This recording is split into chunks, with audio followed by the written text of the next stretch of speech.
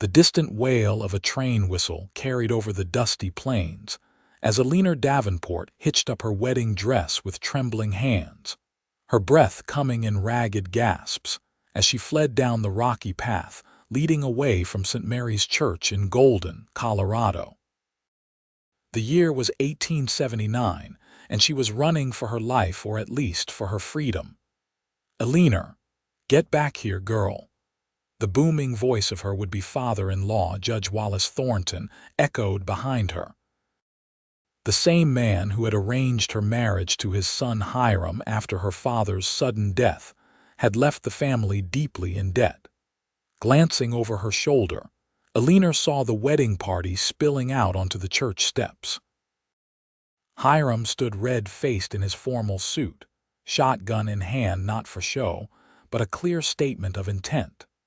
She'd heard the whispers. This wouldn't be the first unwilling bride Judge Thornton had secured for his brutish son. The white satin of her dress caught on a bramble, and she yanked it free, tearing the delicate fabric.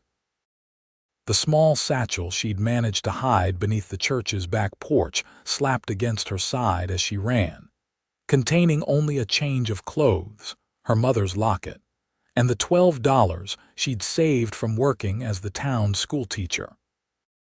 Eleanor ducked behind a large boulder as the sounds of horses and men's voices grew louder. She pressed her back against the sun-warmed stone, her heart hammering in her chest. She had no plan beyond escape, no destination beyond away. The rumble of wagon wheels drew her attention. Coming down the trail from the opposite direction of the search party was a covered wagon, its canvas top bleached nearly white by the sun. The driver, a lean man with his face shadowed by a wide-brimmed hat, was heading straight toward her hiding spot. Desperation drove Eleanor to action. As the wagon approached, she stepped into the road, waving her arms. The driver pulled back on the reins, bringing his two horses to a stop. "Madam," he pushed his hat back, revealing a weathered face with piercing blue eyes. "You all right?" "Please, sir," Eleanor said, her voice quavering. "I need help."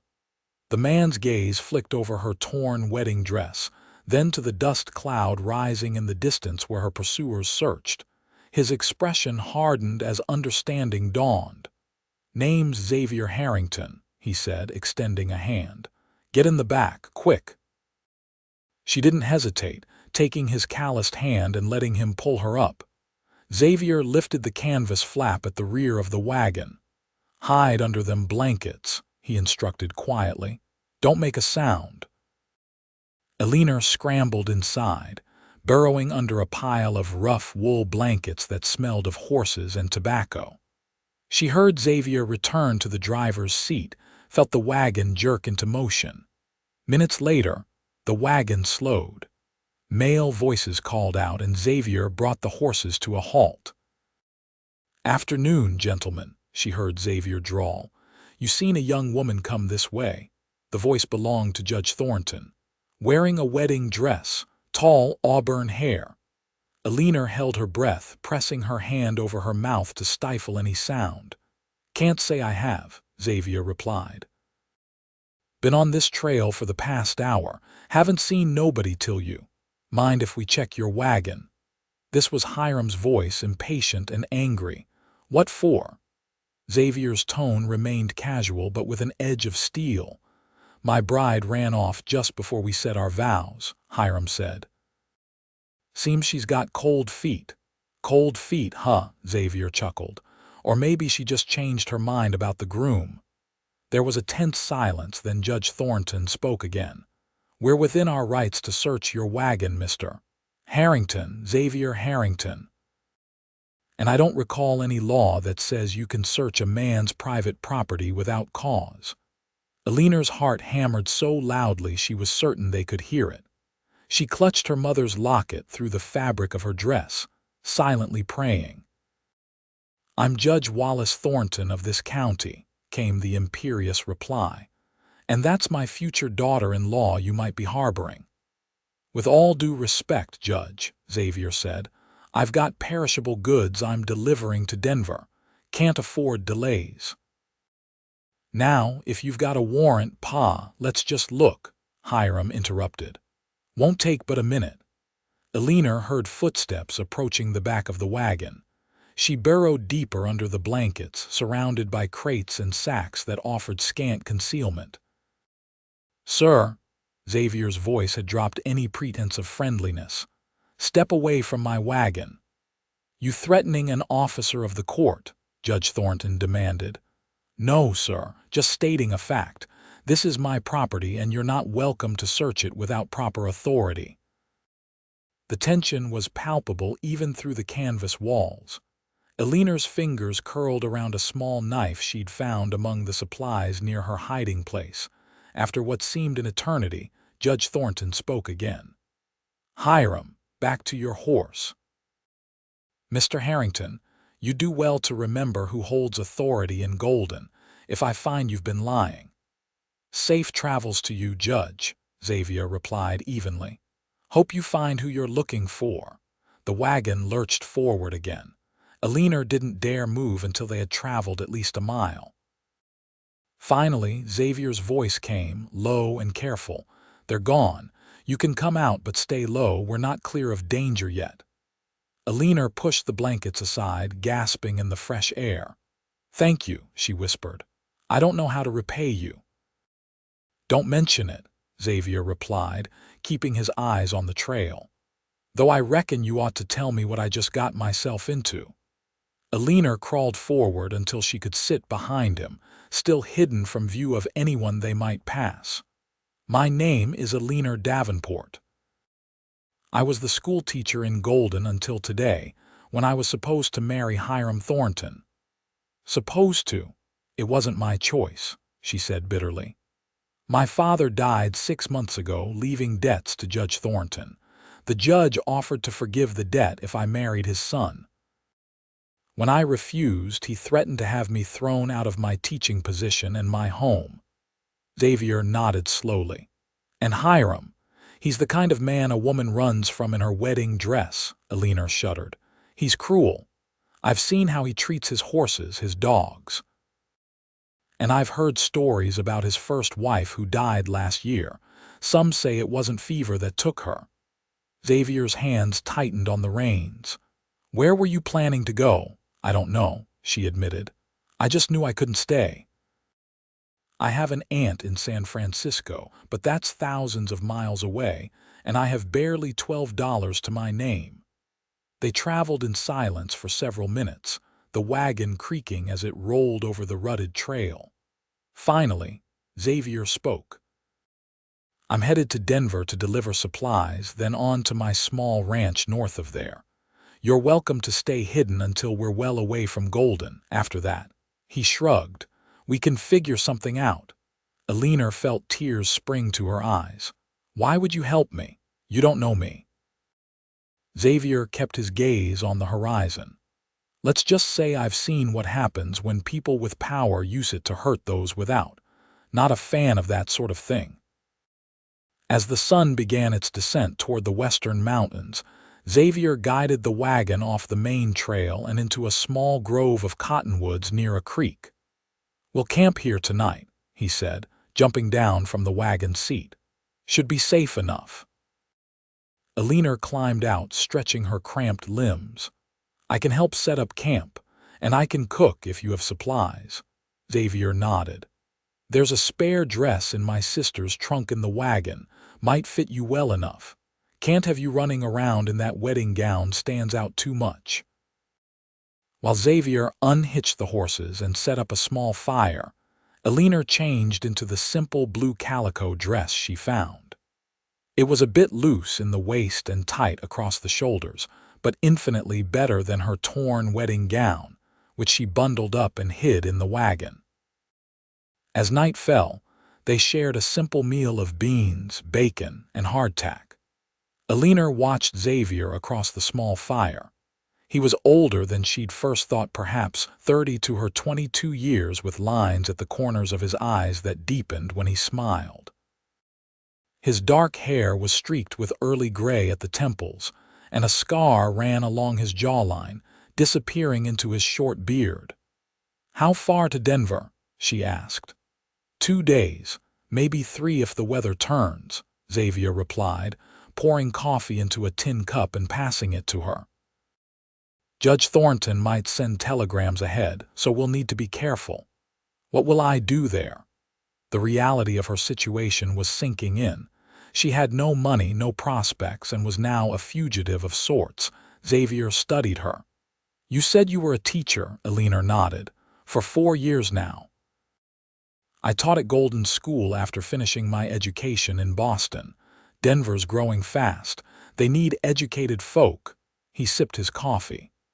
"My sister Mary lives there with her husband. They might be able to help." "I can't impose. It's not imposing if they offer," Xavier interrupted gently. "And Mary's been after me for years to find a wife. She'll be so pleased to see me traveling with a lady, she'd offer you the moon if she could." Eleanor blushed. "I'm not your wife." "No," Xavier agreed, his eyes reflecting the firelight. "But it might be safer if people think you are, at least until we're clear of this situation." Later, as Eleanor lay in the wagon wrapped in blankets, listening to Xavier's soft snoring from where he slept on the ground outside, she wondered at the strange turn her life had taken. That morning, she had awakened dreading her wedding day, seeing no escape from a life of misery with Hiram Thornton. Now she was miles from Golden, in the company of a stranger who had risked himself to help her.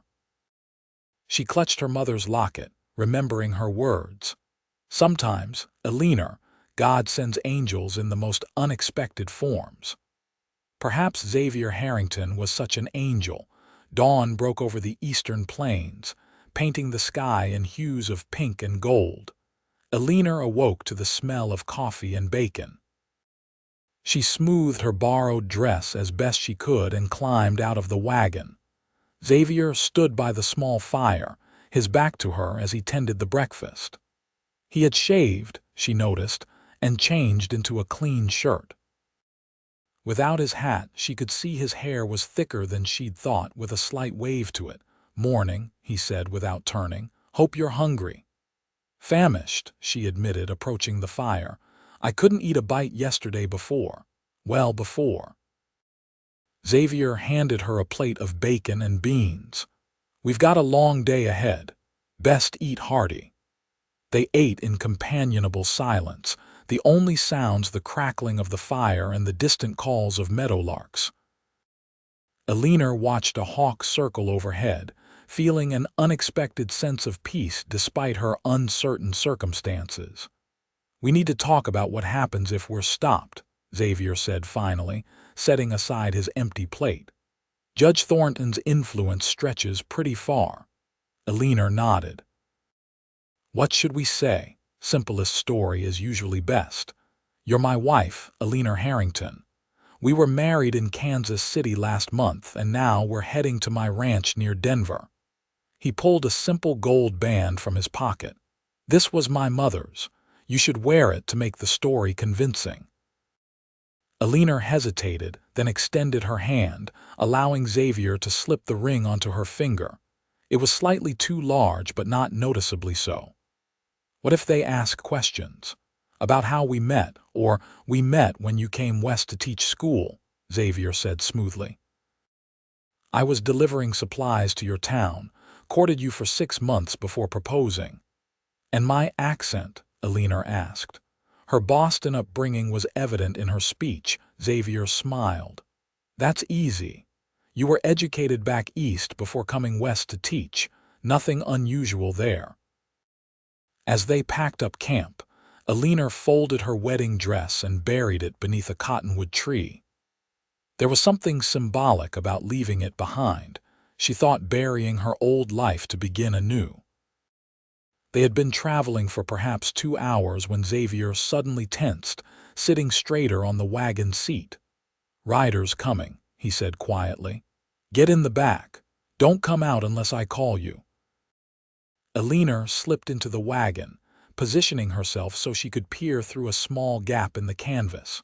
3 men on horseback approached, and her heart sank as she recognized 2 of them. The Byan brothers who worked for Judge Thornton. "Morning," the lead rider called as they drew near. Xavier tipped his hat. "Morning, gentlemen.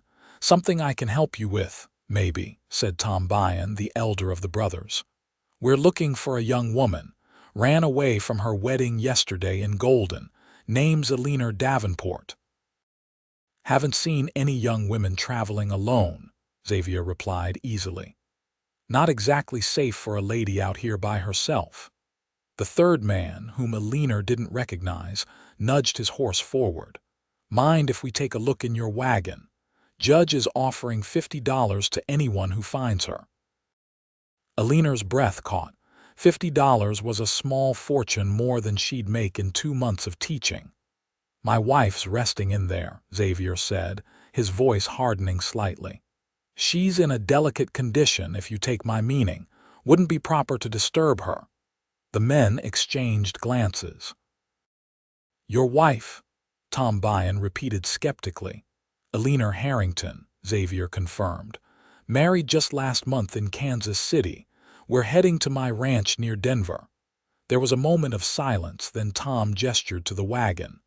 "Well, if your wife wouldn't mind showing herself just for a moment." "To ease our concerns." Xavier's hand moved to the rifle propped beside him. "As I said, she's resting. Been a hard journey for her." Eleanor knew she had to act. Taking a deep breath, she mussed her hair slightly, pinched her cheeks to bring color to them, and unbuttoned the top button of her dress to suggest she'd been sleeping. Then she pushed aside the canvas flap. "Xavier," she called, her voice deliberately thick with feigned drowsiness. "Is everything all right?" All 4 men turned to look at her. Eleanor forced a smile, hoping her fear wasn't visible. "Just some gentleman asking after a runaway bride, darling," Xavier said, his eyes warning her to be careful. "From Golden." "Oh," Eleanor said, widening her eyes with what she hoped appeared to be innocent curiosity. "How dreadful for the groom. Was it recent?" "Yesterday," said the youngest Byan brother, studying her face closely. "You look a bit like her, actually." Eleanor laughed, the sound only slightly strained. "I doubt that very much. I've been with my husband for over a month now, traveling from Kansas City." She placed a hand protectively over her stomach, reinforcing Xavier's implied suggestion about her delicate condition. The men seemed to relax slightly. "Beg pardon for the intrusion, madam," Tom Byan said, tipping his hat. "Congratulations to you both." As the riders continued on their way, Eleanor sank back against the wagon's wooden frame, her legs suddenly weak. "That was quick thinking," Xavier said quietly once the men were out of earshot. "But we're not out of danger yet. They might double back if they start having doubts." "What should we do?" "Change direction," Xavier decided. "There's a less traveled trail that branches off about a mile ahead. It'll add a day to our journey, but it's safer." As they continued their journey, the terrain grew rougher, the trail winding through scrub-covered hills. By mid-afternoon, dark clouds had gathered on the horizon. "Storm coming," Xavier observed, glancing at the sky. "We'll need to find shelter soon." The first fat raindrops began to fall as they spotted an abandoned line shack nestled against a rocky outcropping. Xavier urged the horses forward, bringing the wagon as close to the small structure as possible. "Wait here," he said, grabbing his rifle. "Let me check it out first." Eleanor watched anxiously as Xavier approached the shack, pushing open the door with the barrel of his rifle. After a moment, he beckoned to her. "It's clear," he called over the increasing rainfall. "Not much to look at, but it's dry." Eleanor gathered her skirts and dashed through the rain to the shack's entrance. Inside, she found a single room with a small stone fireplace, a rough-hewn table with 2 chairs, and a narrow cot in one corner. Dust and cobwebs suggested it had been empty for some time. "Probably used by cowhands during drives," Xavier explained, bringing in supplies from the wagon. Basic, but it'll do for tonight. While Xavier tended to the horses, securing them beneath a lean-to attached to the side of the shack, Eleanor busied herself sweeping the floor with a bundle of dried grasses she found outside. By the time Xavier returned, soaked to the skin, she had a small fire going in the fireplace and was heating water for coffee. "You're handy to have around," Xavier commented, shrugging out of his wet coat. His shirt clung to his broad shoulders, and Eleanor found herself averting her eyes. "I've been taking care of myself since I was 16, she replied, stirring the pot of beans she'd put on to warm. "My mother died when I was young, and my father was often indisposed." Xavier nodded, understanding in his eyes. "Drink." "My father drank," she said simply. Outside, the storm intensified, rain lashing against the small window and wind howling through the cracks in the walls. Thunder rumbled, and lightning illuminated the room in brief, stark flashes. "Looks like we made the right choice stopping," Xavier said, accepting the cup of coffee Eleanor handed him. Their fingers brushed, and Eleanor felt a flutter in her stomach that had nothing to do with fear. As they ate their simple dinner, Xavier told her about his ranch, 300 acres with a small herd of cattle, 2 good horses besides the pair pulling his wagon, and a sturdy cabin he'd built himself. "It's not much compared to what you might be used to," he said, watching her reaction carefully, "but it's mine, free and clear." "It sounds wonderful," Eleanor said honestly. "I've never had anything that was truly mine. Even my teaching position was at the mercy of the town council and Judge Thornton." "What about family?" Xavier asked. "You mentioned an aunt in San Francisco." Eleanor nodded. "My mother's sister. We've corresponded occasionally, but I haven't seen her since I was a child. My father didn't approve of her. She's quite independent, never married." "Sounds like someone else I'm getting to know," Xavier observed with a slight smile. Eleanor felt herself blush. "I never set out to be unconventional. I just wanted to teach, to make a difference. Marriage seemed distant. Until my father's debts came due." Thunder cracked directly overhead, making Eleanor jump.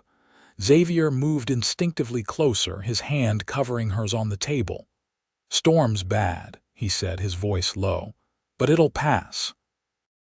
Eleanor wasn't sure if he was referring to the weather or her situation, but she found comfort in his words nonetheless. His hand remained on hers, warm and steady. "What about you?" she asked, not moving away. "You've never married." A shadow crossed Xavier's face. "Once, a lifetime ago. Caroline died in childbirth along with our son. That was during the war." "I'm so sorry," Eleanor whispered, turning her hand to clasp his. "That's a terrible loss." Xavier nodded, his eyes distant. "After that, I headed west. Couldn't bear to stay in Missouri with the memories.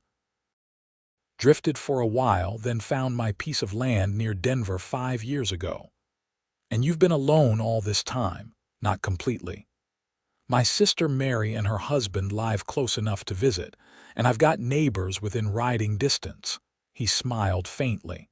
"But yes, mostly alone." They fell silent, listening to the rain.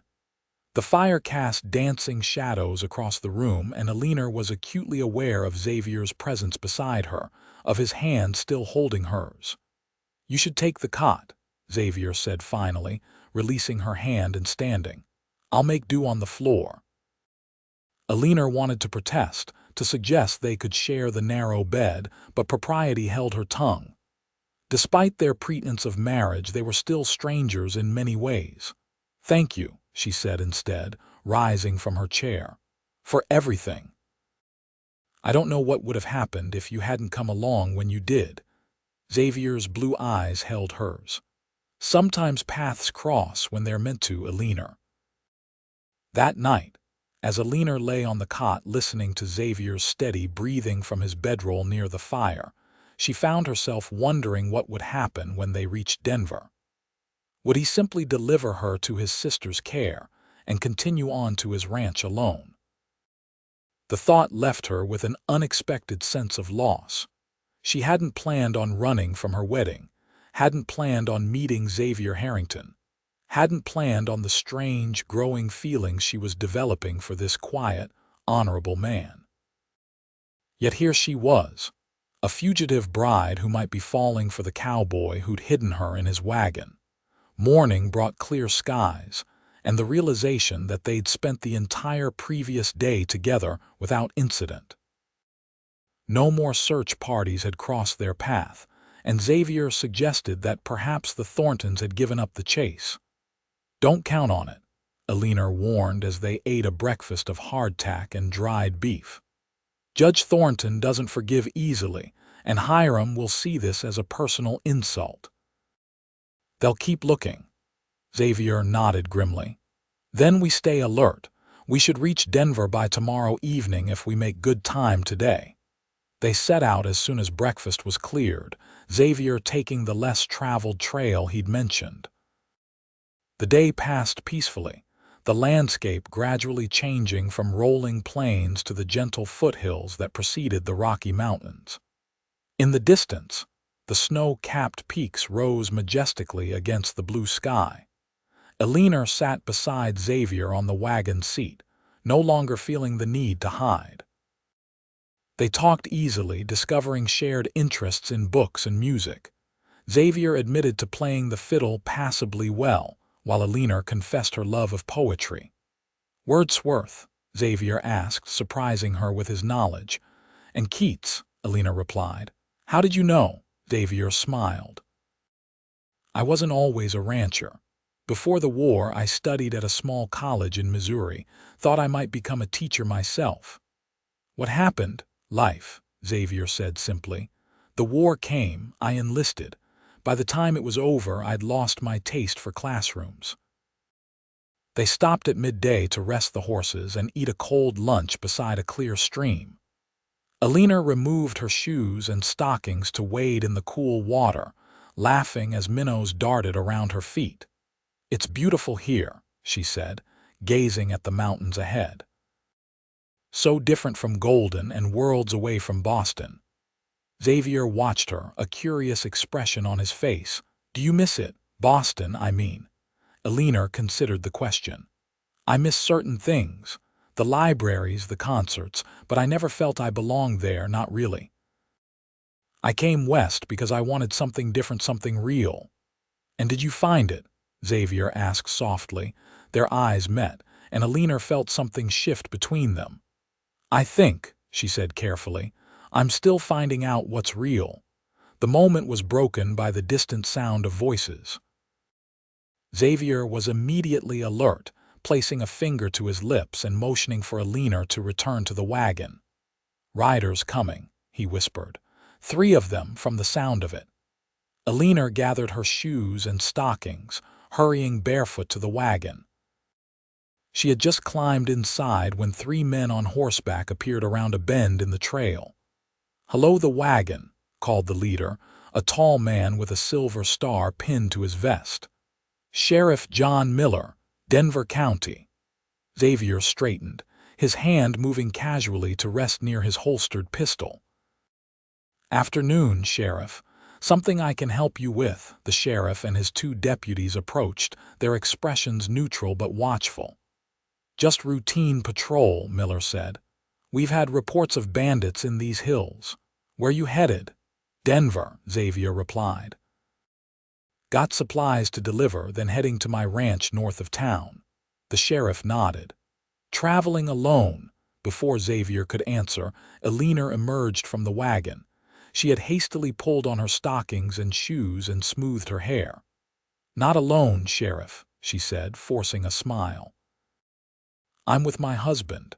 The sheriff's eyebrows rose slightly. "Madam," he acknowledged with a tip of his hat. "Didn't realize Mr. Harrington," Xavier supplied. "Xavier Harrington, and this is my wife, Eleanor." Sheriff Miller studied them both. "Newly married, I take it." "Is it that obvious?" Eleanor asked with a small laugh, moving to stand beside Xavier. She slipped her hand into his, feeling him squeeze her fingers gently. "Just a guess," the sheriff said. "Not many women I know would choose to make this journey unless they had to." He paused. "Though I did receive a telegraph from Golden yesterday about a runaway bride. Eleanor Davenport. Auburn hair about your height." Eleanor's heart began to pound, but she kept her expression neutral. "How dreadful," she said. "Poor woman must have had her reasons."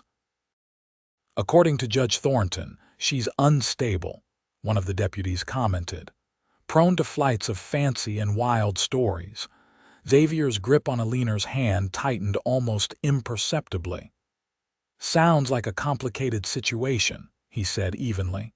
"Hope it resolves itself peacefully." Sheriff Miller continued to study them. "Mind if I see some identification, Mr. Harrington? Just being thorough." Xavier released Eleanor's hand and reached into his coat, producing a folded document. "My deed to the ranch," he said. "Has my name on it." The sheriff examined the paper, then handed it back. "Everything seems in order, though I am curious most folk take the main road to Denver. This trail adds nearly a day to the journey." "My wife's first time in the mountains," Xavier explained smoothly. "Thought she might enjoy the scenery." "Main road gets dusty this time of year with all the traffic." Sheriff Miller nodded slowly, then turned his attention back to Eleanor. "Madam, where did you and Mr. Harrington get married?" "Kansas City," she replied without hesitation. "Last month, at the First Presbyterian Church." "And before that?" "Where are you from originally?" "Boston," Eleanor said, sticking to the truth where possible. "I came west to teach school. That's how I met Xavier. He was delivering supplies to the town where I taught." The sheriff exchanged glances with his deputies, then seemed to come to a decision. "Well, congratulations on your marriage. Safe travels to Denver." He tipped his hat again. "Though I'd advise taking the main road from here on out. Less chance of running into trouble." As the lawman rode away, Eleanor sagged against Xavier, her legs suddenly weak. "Do you think they believed us?" she whispered. Xavier watched the retreating figures. "Not entirely," he admitted, "but they didn't have enough reason to detain us either." He turned to face her, his expression serious. "We need to reach Denver by nightfall. If that sheriff has any doubts, he might send a telegram ahead to verify your story or worse, reply to Judge Thornton." They traveled hard for the remainder of the day, pushing the horses as much as they dared. The sun was setting when they crested a rise and saw Denver spread before them in the valley below, its buildings glowing golden in the last light of day. "We made it," Eleanor breathed, relief flooding through her. Xavier shook his head. "Not quite yet. We need to get to my sister's house without being spotted. The sheriff might have men watching the main roads into town." He guided the wagon on a circuitous route that skirted the busier sections of Denver, finally pulling up behind a modest two-story house on a quiet street as full darkness fell. "Wait here," Xavier instructed, jumping down from the wagon. "Let me talk to Mary first." Eleanor waited anxiously, clutching her small satchel. After what seemed an eternity, the back door opened, and a slender woman with Xavier's blue eyes hurried out, followed by her brother. "Oh, you poor dear," Mary exclaimed, reaching for Eleanor's hands. "Xavier's told me everything. Come inside quickly, before anyone sees you." Mary's husband, Thomas Cooper, a bespectacled man with kind eyes, helped bring in their few belongings while Mary ushered Eleanor into the warm kitchen. The homey smells of baking bread and beef stew made Eleanor realize how hungry she was. "Sit, sit," Mary insisted, pushing Eleanor gently into a chair. "You must be exhausted. 3 days hiding in that uncomfortable wagon I can scarcely imagine." "Your brother was very kind," Eleanor said, glancing at Xavier as he entered the kitchen. "I don't know what would have happened if he hadn't helped me." Mary shot her brother an approving look. "He's always had a soft spot for those in trouble." Now, you'll stay here tonight and tomorrow we'll figure out what to do next." After a hearty meal, Mary showed Eleanor to a small bedroom on the second floor. "It's not much, but it's clean," she apologized. "It's perfect," Eleanor assured her, overwhelmed by the family's kindness. When Mary left, Eleanor sat on the edge of the bed, emotions finally catching up with her. The events of the past 3 days, her escape from the church, meeting Xavier, the close calls with searchers, the growing feeling she couldn't deny, all crashed over her at once. She buried her face in her hands and wept. A soft knock at the door startled her. Hastily wiping her tears, she called, "Yes." The door opened slightly and Xavier peered in. His expression softened when he saw her tear-streaked face. "May I come in?" Eleanor nodded, suddenly conscious of her disheveled appearance. Xavier entered, closing the door partway behind him. He sat beside her on the bed, not touching her but close enough that she could feel his warmth. "You're safe here," he said quietly. "Mary and Thomas won't let anything happen to you." "What about you?" Eleanor asked, her voice barely above a whisper. Xavier looked down at his hands. "I need to deliver those supplies tomorrow, then head back to my ranch. The cattle need tending." "Oh." The single syllable held a world of disappointment. "Eleanor," Xavier began, then stopped, seeming to search for words.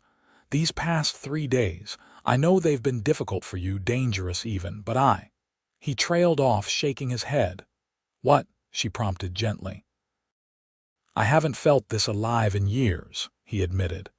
"Not since before Caroline died. Being with you, even in these circumstances, it's woken something in me I thought was long gone." Eleanor's heart raced. "I feel it too," she whispered.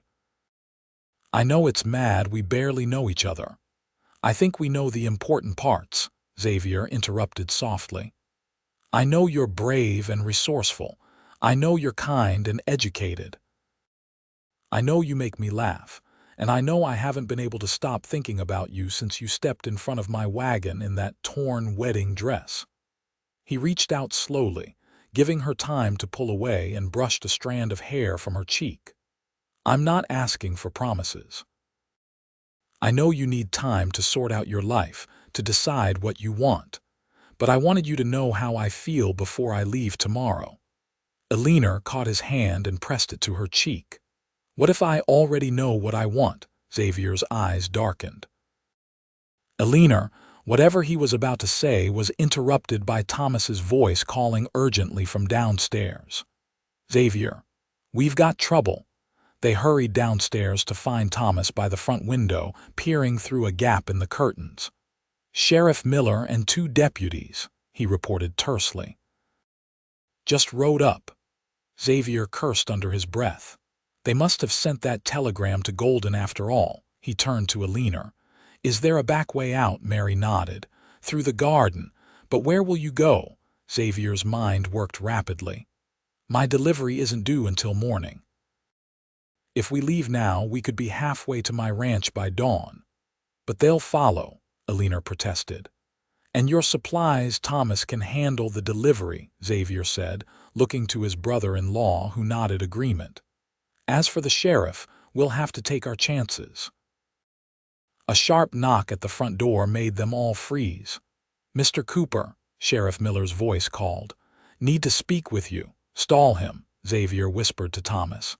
"Mary, help Eleanor gather her things. Meet me at the back door in 2 minutes."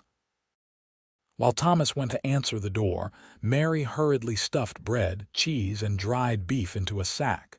"Take this," she insisted, pressing it into Eleanor's hands. "And this too." She unpinned a small brooch from her collar, a gold horseshoe set with tiny pearls. "For luck." "I can't," Eleanor began. "Family heirloom," Mary said firmly, her eyes flicking to her brother.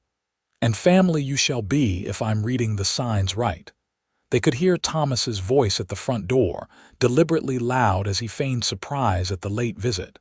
"Sheriff Miller." "What brings you by at this hour?"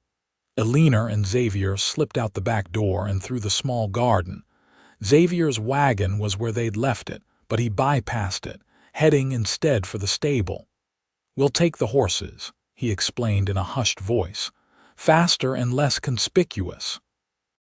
Within minutes, they were mounted, Xavier on his bay gelding, Eleanor on Mary's gentle mare. They rode quietly until they reached the edge of town, then urged the horses to a gallop once they hit open country. They rode hard for 2 hours, following trails known only to Xavier, before finally stopping to rest the horses beside a small creek. The moon was high and full, providing enough light to see by. "You think we lost them?" Eleanor asked, sliding from her saddle with a wince.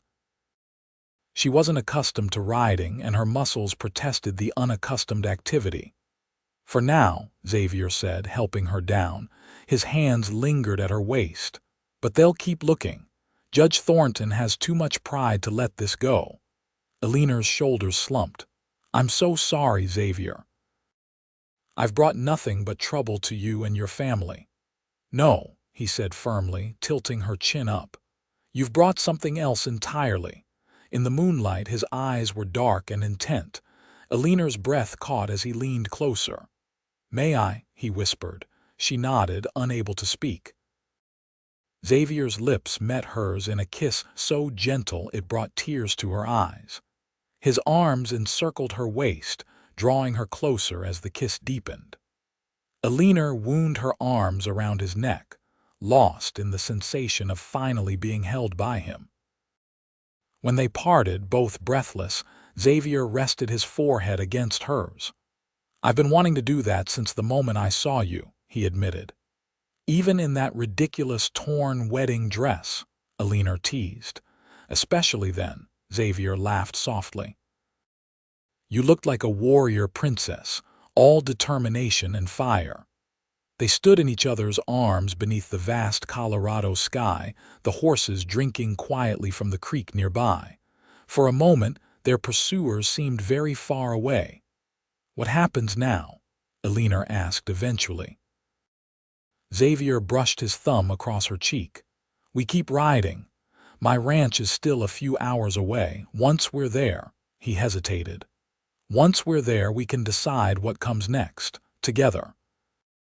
They reached Xavier's ranch as dawn was breaking, the first golden rays illuminating a small valley nestled between pine-covered hills. A sturdy log cabin stood near a clear stream, with a barn and corral nearby.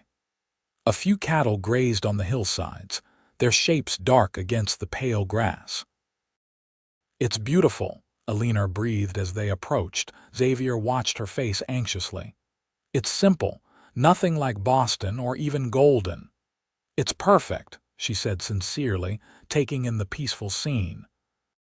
The cabin was clean and surprisingly comfortable inside, with a stone fireplace, solid furniture that Xavier had built himself, and shelves lined with books more than Eleanor had expected.